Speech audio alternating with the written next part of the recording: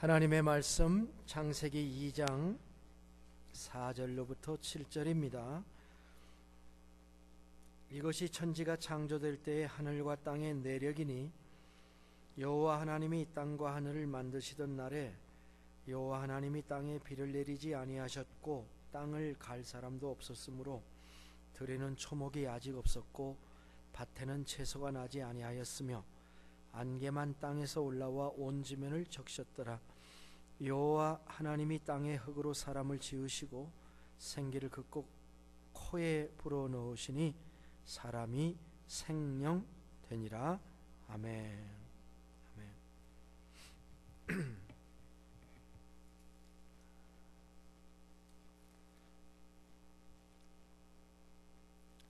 창세기 1장 1절로부터 2장 3절까지의 말씀의 주제는 천지창조입니다.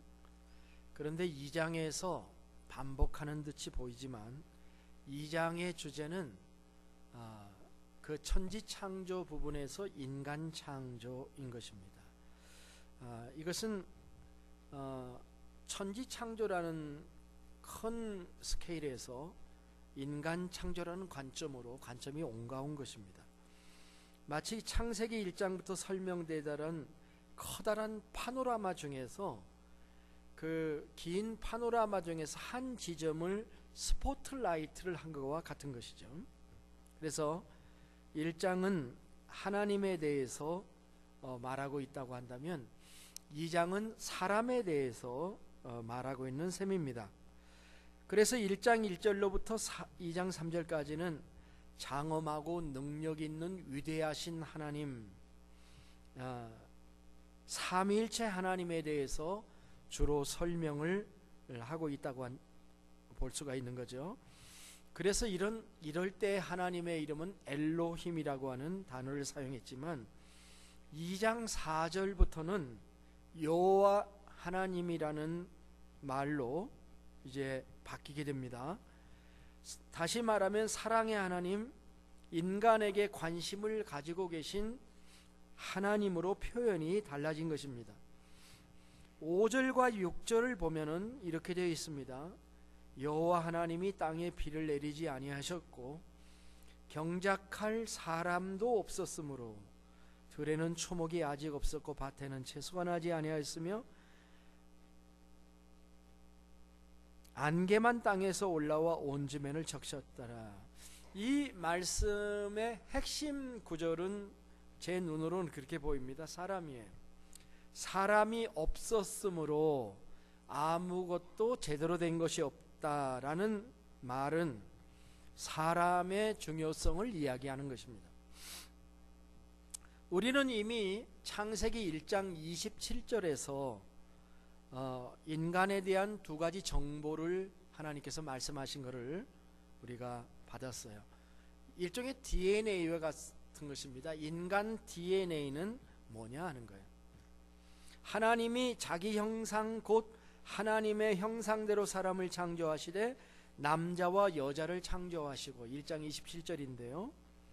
여기서 두 가지 정보가 있습니다. 첫째 정보는 인간은 하나님의 형상을 따라서 지음을 받았다. 이 말은 인간이 고귀한 존재이다라는 것을 설명한 것입니다. 인간은 동물의 차원도 아니고 물질의 차원도 아니라는 것입니다. 하나님은 인간을 지정의의 모든 것을 가진 존재로 만드셨습니다.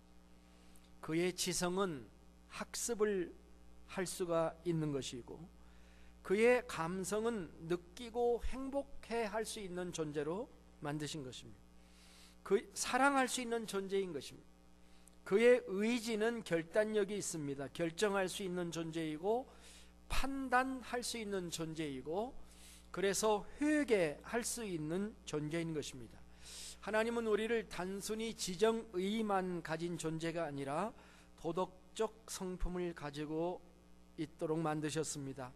바르게 살고자 하는 갈망, 거룩하게 되고자 하는 갈망 을 가진 존재입니다. 하나님을 예배할 수 있는 존재로 하나님과 교제할 수 있는 존재로 만드셨습니다. 이것이 우리가 하나님의 형상이라는 단어를 최대한 설명을 해본 것입니다. 이게 우리의 DNA입니다.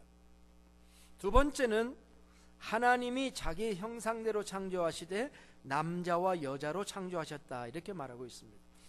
하나님은 인간을 동일한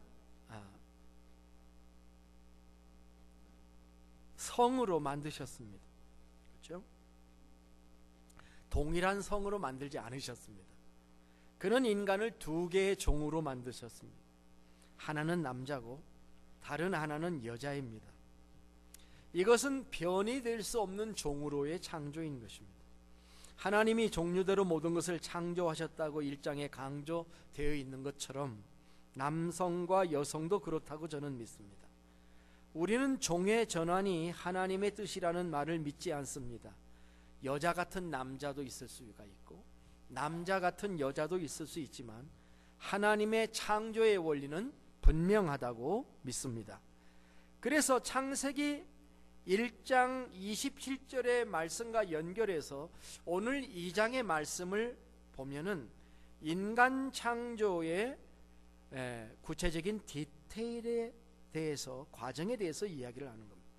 1장 27절에서는 남자와 여자를 창조했다고만 말하지만 2장에서는 어떻게 남자와 여자를 창조했는가, 어떻게 여자를 창조하게 됐는가, 비하인드 스토리가 나오는 것입니다. 그래서 2장은 1장의 보충이라는 말을 할 수 있는 것입니다.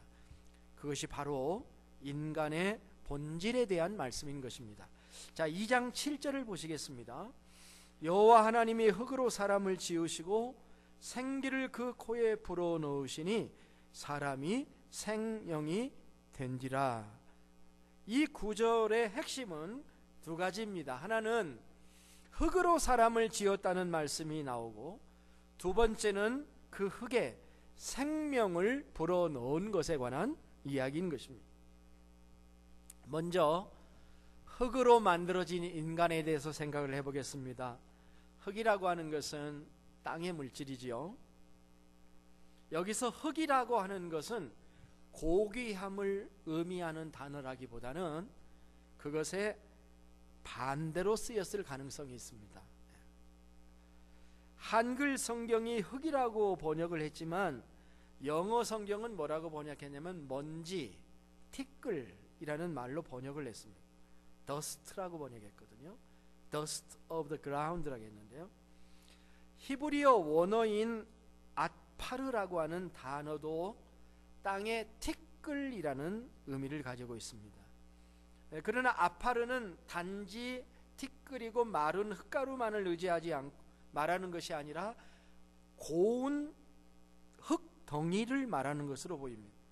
마르틴 루터는 성경을 번역할 때 이거를 흙덩이라고 번역을 했습니다. 자, 창세기 2장을 기록한 저자의 의도가 무엇일까요? 그것은 인간이 비록 하나님의 형상으로 지음받은 존재이기는 하지만 인간이 흙에서 지어졌다는 사실을 잊지 않으므로 자만심을 가지지 말라는 암시가 아닌가, 그렇게 생각을 합니다. 우리가 이런 인간은 나는 흙으로부터 왔다, 인간 하니까 멀죠. 좀 가깝게 하면 나는 어디서부터 왔는가, 나는 흙으로 지어졌다는 사실을 잊지, 인식을 분명히 가지지 않고는 유혹과 타락이 가능한 세상에서 자기를 지킨다고 하는 것이 굉장히 어렵다라고 하는 것입니다. 인간은 늘 피조물의 위치를 벗어나서 하나님의 영광을 도전하는 존재가 될 수 있기 때문인 것입니다. 우리가 그것을 확인하는 것은 어렵지 않습니다. 바로 다음 장인 창세기 3장만 봐도 이 위치를 벗어나 있는 아담과 하와의 타락을 바로 보게 되는 것입니다. 우리는 인간이 흙으로 지음을 받았다는 사실을 기억해야 됩니다. 우리 자신이 대단한 존재이다라고 하는 착각을 가져서는 안 되는 것입니다. 인간이 언제 자기가 흙이라고 하는 사실을 알게 될까요? 우리가 건강할 때는요, 사실 내가 흙으로 지어졌다라고 하는 그런 그 인식을 가지기가 쉽지가 않습니다. 그러나 병이 들고 고통이 심하게 되면 우리는 내가 흙으로부터 왔다 하는 사실을 깨닫게 됩니다. 흙으로 된 몸인데요, 흙으로 된 우리 몸에 향수도 뿌리고 좋은 옷도 입습니다. 그러나 기억하십시오. 우리는 흙일 뿐이라고 하는 사실입니다. 우리의 몸이 무너져 내릴 때는 걷잡을 수 없게 되고 생명이 떠나는 것을 우리 모두는 잘 알고 있기 때문입니다. 우리는 그것을 나의 죽음이라고 하는 것을 간접 경험할 수 있는 장례식장에서 언제든지 인간이 흙이라고 하는 사실을 우리는 확인할 수가 있습니다. 욥이, 구약 성경의 욥이 건강할 때에는 자기의 육체가 흙이라고 하는 사실을 그가 인식하지 못했지만 고통에 깊이 들어가게 되었을 때에 육신이 흙이라는 사실을 묵상하게 됩니다. 욥기 14장 19절에 보면은 하물며 흙집에 살며 티끌로 털을 삼고 하루살이에게도 눌려 죽는 자이거늘. 참 기가 막히게 썼어요. 욥이 어떻게 이런 하루살이에도 물려서 감염되어서 인간이 죽을 수 있다는 사실을 알고 있었는지 참 신기합니다. 네. 그렇습니다. 인간은요, 하루살이에도 눌려 죽고요, 죽으면 티끌로 돌아가는 존재입니다. 그렇더라고요. 저 플로리다에 어디에 가서 누가 수영을 했는데 수영하다가 뭐에 감염이 되어서 죽었다는 뉴스를 들은 적이 있습니다. 수영만 잘못해도 감염이 되고 죽고요, 해충에 잘못 물리기만 해도 죽습니다. 그는 욥기 10장 9절에서 기억하옵소서 주께서 내 몸 지으시기를 흙을 뭉치듯 하셨거늘 다시 나를 티끌로 돌려보내려 하시나이까. 그렇게 얘기를 하고 있습니다. 모든 인간은 죽음이 가까우게 되면 우리가 흙이라는 사실을 인정하게 됩니다. 누가 사랑하는 친지를 땅에 매장하면서 인생은 흙이 아니라고 주장할 사람이 있겠습니까? 그런데 이 2장 7절의 메시지, 첫 번째는 인간이 흙으로부터 만들어졌다는 메시지가 하나가 있고요, 근데 이게 다가 아닙니다. 두 번째 게 있습니다. 흙에 생기를 불어넣어줘서 하나님께서 인간을 만드셨다 하는 2장 7절의 말씀입니다. 여호와 하나님이 흙으로 사람을 지으시고 생기를 그 코에 불어넣으시니 사람이 생명이 된지라. 전반부는 하나님께서 흙으로 사람을 지었다는 말씀이고, 후반부는 그 흙에 생기를 불어넣으셨다는 모습입니다. 숨을 불어넣으셨습니다. 생명의 숨, 성령의 숨을 불어넣으셔서 인간이 되었다라고 하는 말씀입니다. 흙으로부터 생명이 왔다고 그러니까 오해하는 사람들이 있습니다. 만물의 근원이 뭐냐라고 연구한 사람들이 많은데요, 어떤 사람들은 흙에서부터 왔다라고 하는 자연주의자들이 있습니다. 그들은 흙에서 생명이 올라오는 것을 보았습니다. 우리가 한자어, 주보에도 나와있죠. 한자어 흙이라는 한자어는 흙토자죠. 토자는 이렇게 그 두 개의 변이 있습니다. 두 이자가 기본인데 땅을 그린 거예요. 이게 땅을 2층으로 그려놓은 것이고, 그런데 가운데 있는 작대기가 하나 있습니다. 근데 이 작대기는 뭐냐고 하면은 바로 그 가운데 있는 작대기가 뭐냐면 사물이 나오는 모양이에요. 땅에서 사물이 올라오는 것을 설명했습니다. 창세기 1장 12절에서도 땅이 풀과 자기 종류대로 씨 맺는 채소와 자기 종류대로 열매 맺는 나무, 곧 열매 속에 씨가 있는 나무를 내니라. 하나님 보시기에 좋았더라. 이렇게 되어 있잖아요. 그러니까 사람들이 땅에서 생명이 올라오는 것을 보고 땅이 생명의 근원이다 이렇게 생각할 수도 있을 것입니다. 어떤 진화론자들은 그래서 모든 생명이 땅에서 시작되었다라고 주장하는 진화론자도 있습니다. 미국의 진화론자인 매튜 레인보우라고 하는 박사는 이에 대해서 창세기는 하나님 플러스 흙 해가지고 인간이 된 거고, 진화론은 하나님이 빠지고 그 하나님의 자리에 시간이 들어가서 시간 플러스 흙 인간이라고 비교할 수 있다 이렇게 표현하기도 합니다. 진화론은 오랜 시간 플러스 흙 거기서 생명이 나왔다는 주장이고, 창조론은 하나님 플러스 흙 즉시 인간이 되었다고 말하고 있는 셈입니다.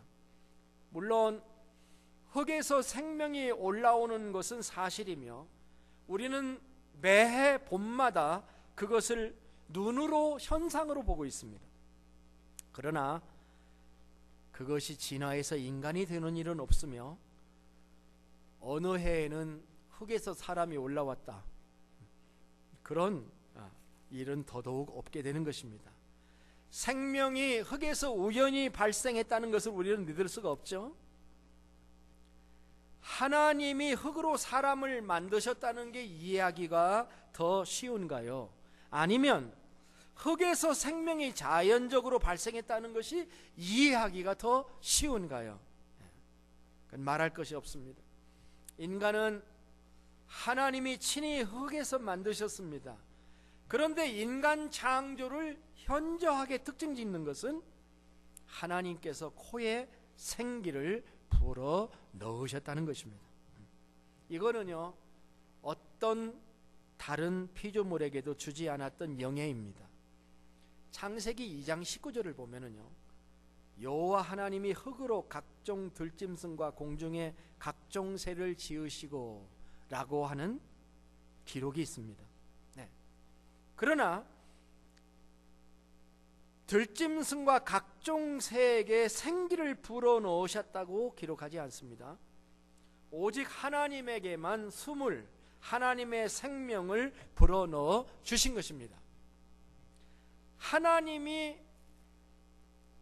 불어넣으신 것은 단지 생명을 시작하는 작동 단추를 누른 것이 아닙니다. 마치 모든 공장 설비를 다 설치해 놓고 가동에 들어가듯, 아니면 심장이 멎은 사람에게 CPR 요법을 해서 심장을 스타트하게 만들듯이 전기를 집어넣으면 기계가 작동하듯이 숨을 불어넣는 순간에 생명이 되었다. 그렇게만 말할 수가 없습니다. 생기를 그 코에 불어넣으시니 라는 다음 말이 중요합니다. 그렇게 불어넣으심으로 인해 나타난 결과가 생명이 되었다는 것입니다. 이것은 단순히 생물이 되었다라고 하는 것과 다른 용법인 것입니다. 여기서 생명이라는 단어는 네페시라는 단어입니다. 이것은 영혼을 말하는 것입니다. 하나님이 우리 안에 영혼을 불어넣어 주셨다는 말입니다. 이것은 인간이 단순히 생물이 된 것이 아니라 하나님이 우리의 영혼을 불어넣어 주셔서 인간이 되었다는 것입니다. 영혼이야말로 인간에게 있는 새로운 생명입니다. 하나님의 영은 인간에게 영혼이라는 생명을 부어 주심으로 흙에서 지었으나 흙과 다른 존재로 만들어 주신 것입니다. 이 점을 아는 것이 얼마나 하나님의 은혜인가요? 얼마나 우리의 자존감을 높이는 일일까요? 비교할 수 없는 존재로 하나님께서 인간을 만들어 주신 것입니다. 정리하자면 이렇습니다. 인간은 흙으로 만들어졌지만 흙만이 아니고 하나님의 영으로 인해 영혼의 사람으로 지어졌다는 것입니다. 우리는 이 두 가지 사실을 잘 생각해야 됩니다. 한쪽으로 치우치면 안 됩니다. 우리가 흙이라는 사실을 버려도 안 되고 우리가 하나님의 성령으로 영혼의 존재라는 사실, 영혼을 가진 존재로 지었다는 받음을 받았다는 사실을 잊어버리지 말고 이 두 가지를 잘 균형을 잡아야 하는 것입니다. 그런데 신약 성서는 우리의 존재의 가치를 한 걸음 더 나아가서 새롭게 이야기를 해줍니다. 그것은 사도 바울의 서신인 고린도전서 15장에 잘 나타나고 있습니다. 고린도전서 15장은 무슨 장이죠? 부활장이죠. 유스들에게 물었더니 고린도전서 15장은 무슨 장이냐 하니까 14장 다음 장입니다. 그렇게 답하면 안 되겠죠. 부활장입니다. 우리는 부활에 관한 그것은 고린도전서 15장입니다. 그런데 사도 바울은 이 장에서 뭐라고 얘기하냐면, 우리는 지금은 흙에 속한 자로 살지만 부활 이후에는 그게 바뀌어서 하늘에 속한 자로 살 것이다. 이것이 우리의 미래이다라고 얘기를 하고 있습니다. 고린도전서 15장 47절로부터 49절을 보겠습니다. 첫사람은 땅에서 났으니 흙에 속한 자이거니와 둘째 사람은 하늘에서 나셨느니라. 무릇 흙에 속한 자들은 저 흙에 속한 자와 같고 무릇 하늘에 속한 자들은 저 하늘에 속한 이와 같으니 우리가 흙에 속한 자의 형상을 입은 것 같이 또한 하늘에 속한 이의 형상을 입으리라. 이것이 기독교적 인간관입니다. 우리는 흙에서 왔습니다. 만일 우리가 예수 그리스도를 구세주로 만나지 못했다고 한다면 우리는 흙에서 흙으로 돌아가게 될 것입니다. 그것은 타락한 첫 인간인 아담과 하와에게 주신 말씀에 그대로 드러나 있습니다. 창세기 3장 17절부터 19절에 보면은 아담에게 이르시되 내가 내 아내의 말을 듣고 내가 내게 먹지 말라 한 나무의 열매를 먹었은즉 땅은 너로 말미암아 저주를 받고 너는 내 평생에 수고하여야 그 소산을 먹으리라. 땅이 내게 가시덤불과 엉겅퀴를 낼 것이라. 내가 먹을 것은 밭의 채소인즉 내가 흙으로 돌아갈 때까지 얼굴에 땀을 흘려야 먹을 것을 먹으리니 내가 그것에서 취함을 입었습니다. 너는 흙이니 흙으로 돌아갈 것이니라 하시니라.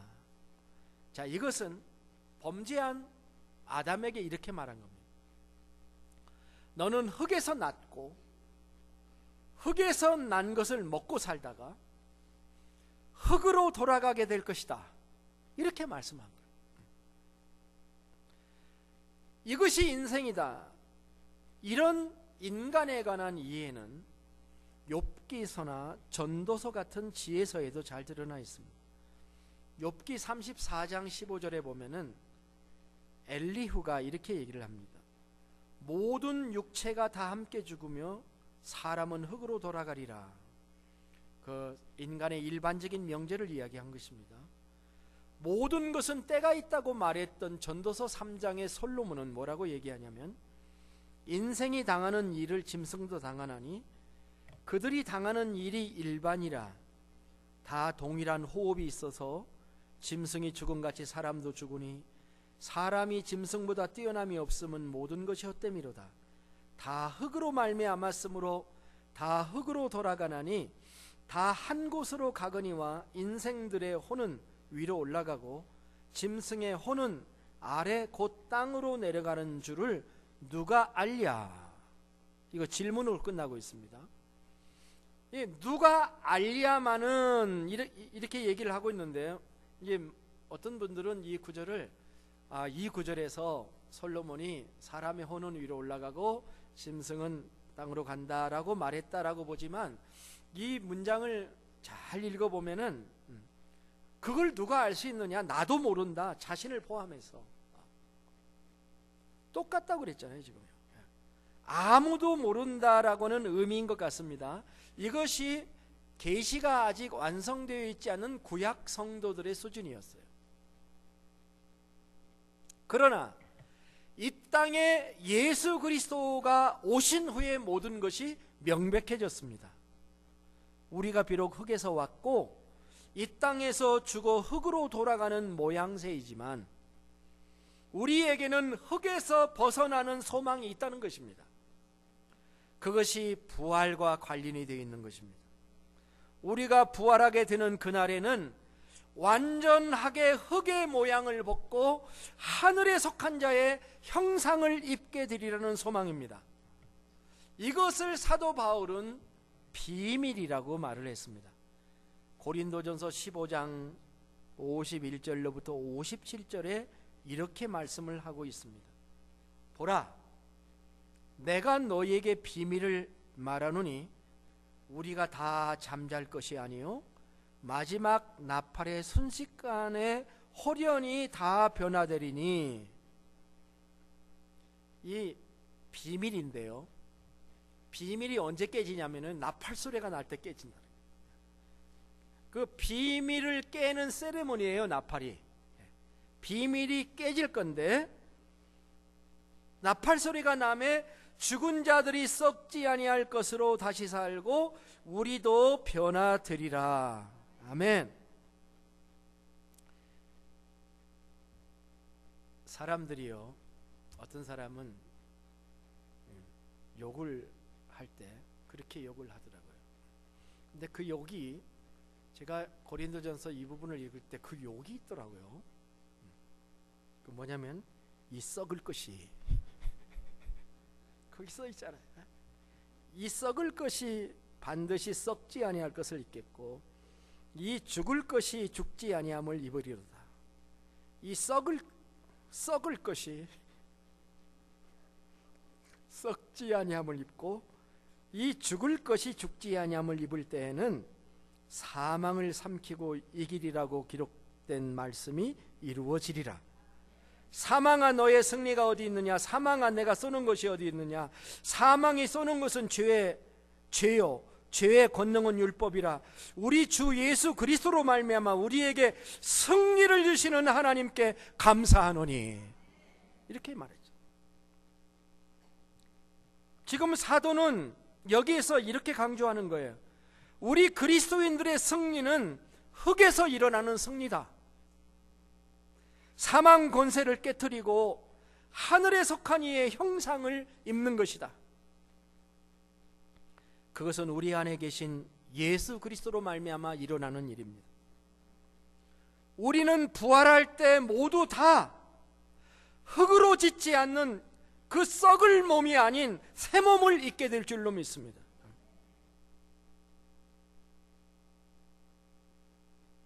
이것은 내가 싸우는 일이 아닙니다. 이것은 우리가 싸울 싸움이 아니에요. 이 싸움은 그리스도가 싸우시는 싸움이었고 그가 승리함으로 우리에게 주시는 축복인 것입니다. 우리는 그 싸움을 싸우는 자가 아니고 우리가 해야 될 일은 한 가지입니다. 그것은 우리에게 승리를 주시는 하나님께 뭐 하는 거예요? 감사하는 것입니다. 우리는 하나님께 감사해야 됩니다. 교회에 나왔다고 다 구원받는 거 아닙니다. 예수 그리스도를 믿음으로 말미암아 구원을 얻는 것입니다. 요한 사도는 그렇게 말했죠. 아들이 있는 자에게는 생명이 있고 아들이 없는 자에게는 생명이 없으며. 여러분 안에 아들이 있습니까? 그 아들 안에 하나님의 생명을 주셨다라고 얘기하고 있는 것입니다. 그래서 우리는 예수 그리스도를 믿는 것입니다. 예수님을 믿어야 하나님의 영이 내 안에 들어오고 하나님의 영이 회복되어야 나의 육신도 살고 자아도 살아나는 것입니다. 육신은 세상의 통로이고 내 영혼은 하나님과의 통로인 것입니다. 우리는 분명 흙에서 왔습니다. 그리고 범죄함으로 다시 흙으로만 돌아갈 수밖에 없는 인생들입니다. 흙에서 와서 흙으로 간다는 인생론은 허무하기 그지없습니다. 그러나 우리는 거기에서 머무르지 않습니다. 나의 죄를 대신하여 죽으신 예수 그리스도, 땅으로 말미암지 않으신 하늘에 속한 자이신 예수 그리스도로 말미암아, 그의 십자가로 말미암아 우리에게 소망이 있습니다. 누구든지 그리스도 안에 있으면 새로운 피조물이라, 이전 것은 지나갔으니 보라 새 것이 되었도다 라고 했습니다. 요한복음 1장에서는 예수님을 영접하는 자에게는 하나님의 자녀가 되는 권세를 주신다고 약속했고, 요한복음 3장 16절에서처럼 하나님이 사랑으로 보내신 독생자 예수님을 구세주로 믿는 자에게 영생을 약속하셨고, 5장 24절의 말씀대로 예수님의 말씀을 듣고 하나님을 믿는 자에게는 이미 사망에서 생명으로 옮겼으며 하나님의 영이 회복되었으며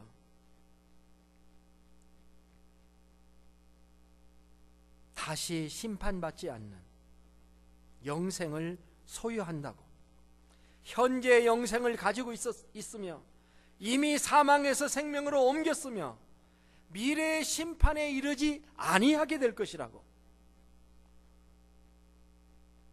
믿는 자는 절대 흙으로 끝나지 않습니다. 오늘의 말씀을 맺습니다. 우린 겸손해야 됩니다. 왜냐하면 우리는 흙으로부터 왔기 때문에 그렇습니다. 그러나 또한 우리는 확신을 가져야 됩니다. 우리는 하나님의 성령의 임재와 기름 부으심으로 우리는 참 인간이 되었습니다. 우리는 예수님을 믿고 영접함으로 말미암아 하나님의 영이 회복되었으며 죽어도 살고 영생을 누리게 됩니다. 아직 주님을 영접하지 않으신 분이 계십니까? 마음의 문을 열고 예수님을 구세주와 주님으로 영접하시기를 바랍니다. 그분만 우리에게 영생을 주십니다. 기도하겠습니다. 하나님 아버지, 우리를 흙에서 이렇게 아름답게 창조해 주신 것을 감사합니다. 우리가 우리의 교만함을 버리고 항상 우리의 연약한 인간의 본질을 잊지 않고 살기를 원합니다. 또한 우리를 하나님의 성령으로, 하나님의 형상으로 지어 주심을 감사합니다. 항상 우리의 영혼이 주님을 바라고 주님을 떠나지 않기를 원합니다. 예수 그리스도로 말미암아 죽은 영이 되살아나고 오늘도 하나님의 성령으로 살게 하여 주심에 감사드립니다.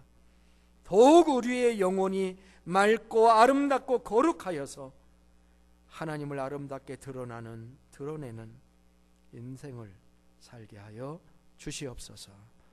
예수님의 존귀하신 이름으로 기도합니다. 아멘.